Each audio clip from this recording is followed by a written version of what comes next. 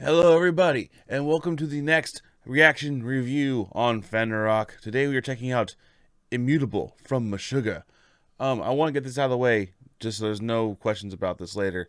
I'm going to be cutting back severely on the music listening parts of these videos. Hey, everybody, Future David here. I did a very bad job of explaining this, and I also kind of developed it as the video is going on. So at the end of this video, I'm going to explain what's actually going to happen. I'm going to explain it again in a few seconds, but ignore me. So what's really going on here is I'm listening to the music as I'm going, and as I'm going along with it, I'll scoot this over here so you can see it. I am writing the review as I go.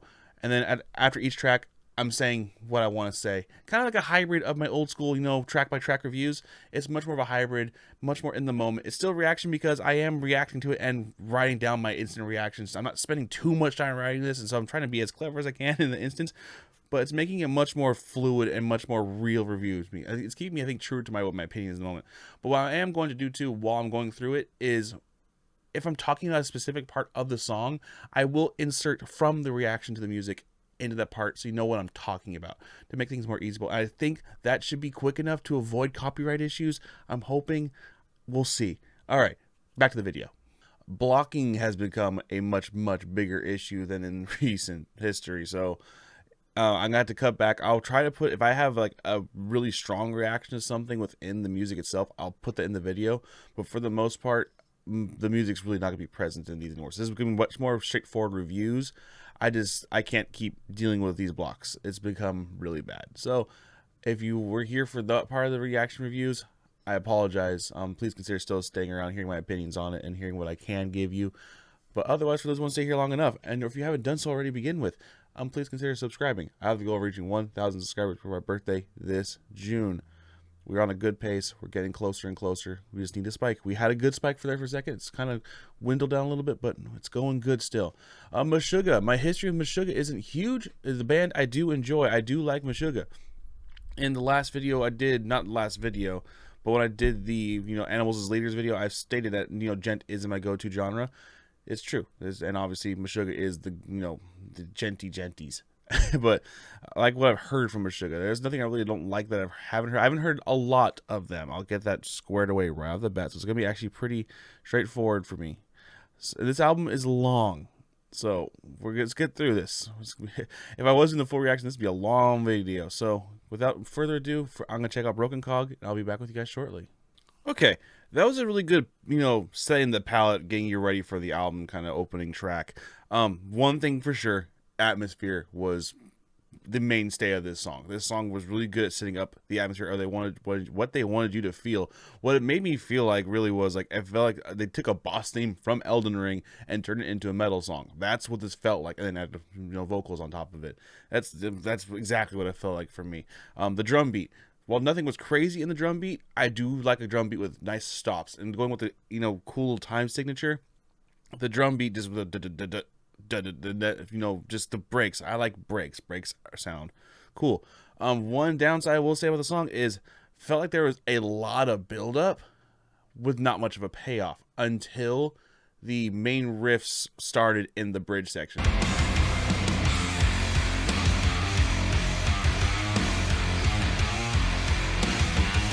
That's when things really started to go, up into where you expect it to go, and is that the bridge was pretty damn excellent. And of course, heavy chugs. The definition of heavy chugs, but it was nothing crazy. But it was, like I said at the beginning of this part, it felt like a good way to say, okay, if you don't know about chugs, these are what chugs sound like. Okay, next track is The Abysmal Eye. Again, that was a solid opening track, nothing crazy, but I liked it. Abysmal Eye. See you guys soon. That was much more of what I was expecting. That song was much more in your face. In the intro, they added a little simple synth layer on top of the riff. Really, gives it life. Structure of the verse really makes you want to move. Makes you want to freaking just bob your head. I was actually doing more of the forward, groovy headbang. That's more of what I was definitely doing. But what really stood out in the song were the drum fills, especially leading into the bridge. Those things were nuts. The one thing that's standing out so far the most in this album is really the drums. I know that's the past with Meshuggah. Actually, like, the guitars are great and everything, but the drummer, he's on a different level, especially when it comes to accuracy. He's pretty damn nuts. However, the closing riff was fantastic.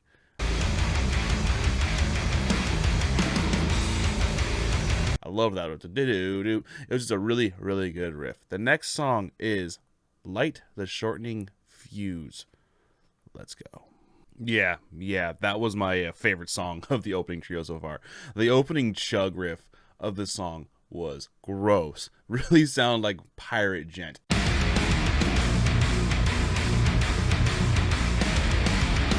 Ailstorm? Get on that. The guitars also were the driving force in the rhythm this one and gave them a chance to really shine. I appreciate that. That was really nice. Only flaw I would say the song was the transition to the more epic sounding bridge was a little abrupt, but did not ruin this song for me in the slightest. That was A+. I like that one a lot. Next track is Phantoms. Let it go. Okay. I thought Phantoms were supposed to be sneaky because this song does not start that way at all. It is much, much more in your face. And hot damn is the verse, like trippy, but really, really good.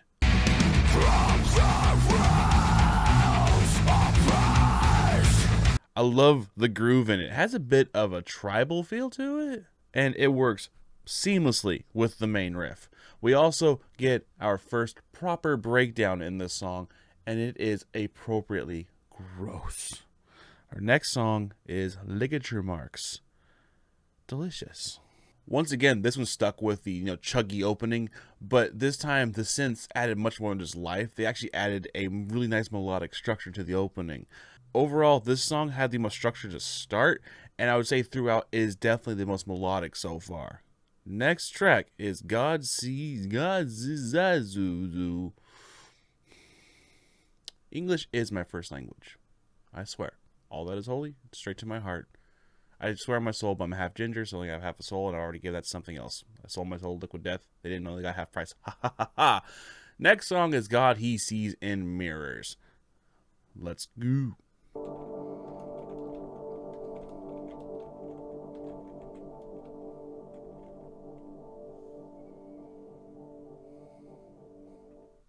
Okay, no joke. I started this incense here, right? Like right now, because I was like, what's it has something smelling good in the background? I just, have a scent, get cool, adds into the back, and it smells nice. As soon as I put it down after lighting it, the trippy outro of this song started. Neat. But when you think of Gent, this is the song you think of. This was by far and away the gentiest song of the album so far. Only part I wasn't a huge fan of was the chorus. The chorus was passable. It was still good, but I don't know. Wasn't a huge fan of it. That's about all I can say. The next song is They Move Below. Ironic, because in Elden Ring, I'm currently trying to get to the below. The metal album to listen to while playing Elden Ring. I can dig it. Okay, this track's been going on for a very long time. Let's get the starting now. The beginning of this was absolutely beautiful, and it eventually gave way to some wonderful slidey riffs that actually sounded pretty damn neat. In the end, this track is just a very long, beautifully crafted gent instrumental, and also can prove that even, genty metal, odd time signature instrumentals can not be boring. You know what I'm talking about. Next track is Kaleidoscope. Such a jollyful kid sounding title. I'm sure it's going to be cute, lovely, and fun. I was right. This track is strong with the chicka-chickas. Very much so. And dare I say, that metal... And dare I say, the bridge breakdown riff was kind of southern metal-y?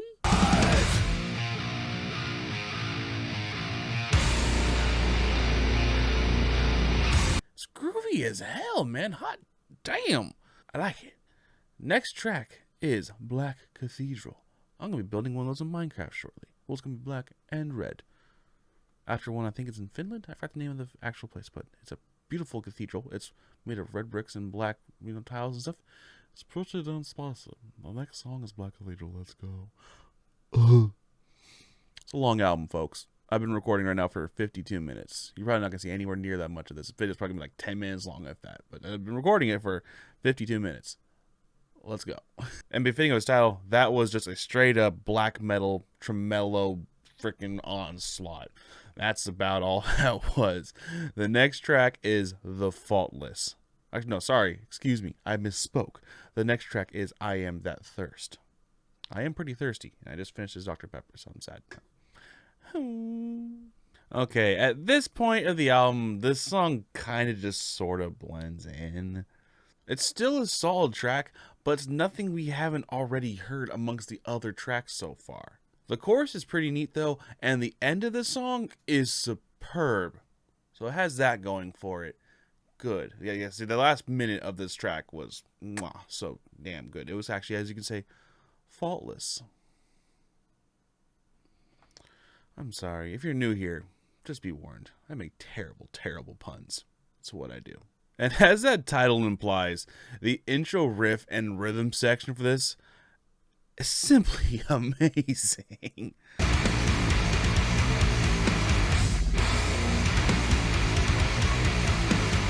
And thankfully, it is present throughout. I would actually almost say it's more of a beatdown rhythm.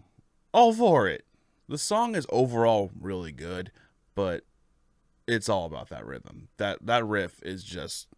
Oh, you got your second chef kiss.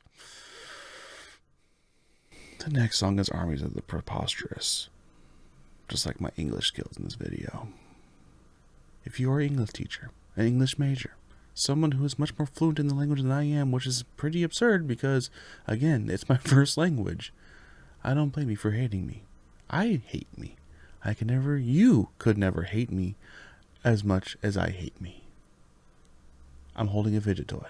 Okay, yeah, that track didn't waste any time getting off the line. It was just go. The drums and guitar were much more like literally impactful. They were snapping all over the place, and it was really nice in building the atmosphere and just being really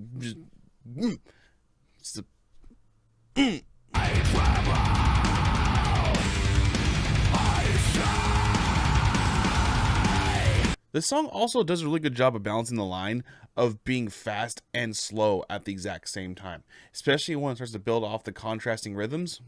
It just works really well. In time for the final track, appropriately named Past Tense. It's a great final track name. All right. I feel like I was in Chicken Police off those intro notes.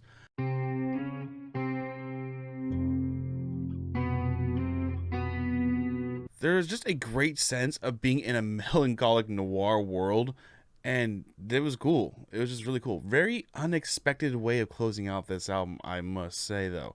So overall, what are my final thoughts? Yeah, this was pretty fantastic, honestly.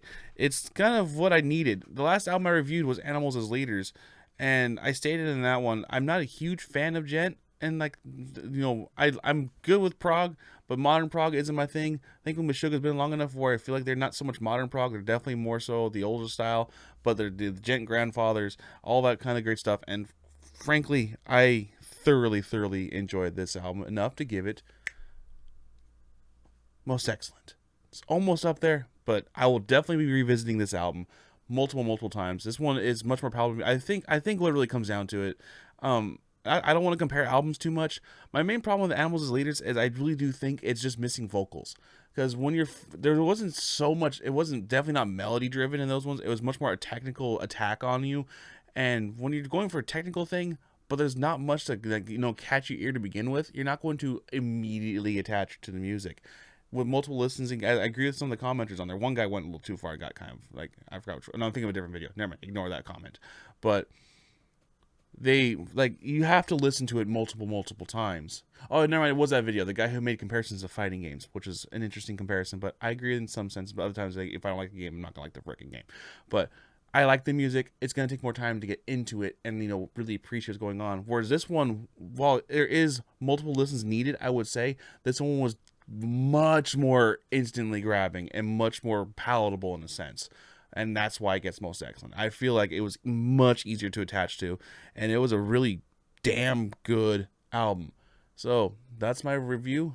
That's my ranking amongst. I'm keeping an ongoing list of albums I rank this of the year, so I'm not at the end of the year I'm not scrambling to remember where I rank these albums. So it's definitely gonna rank about in the mid, I would say.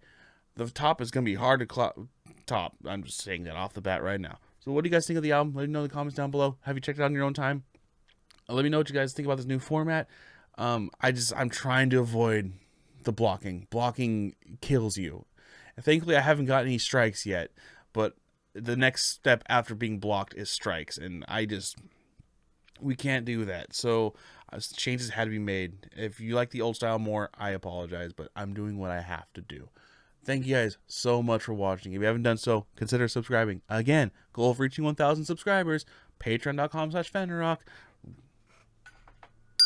Ring the bell to be notified of my future videos. Until next time, the name is David, but you can call me Fenrirock. Take care.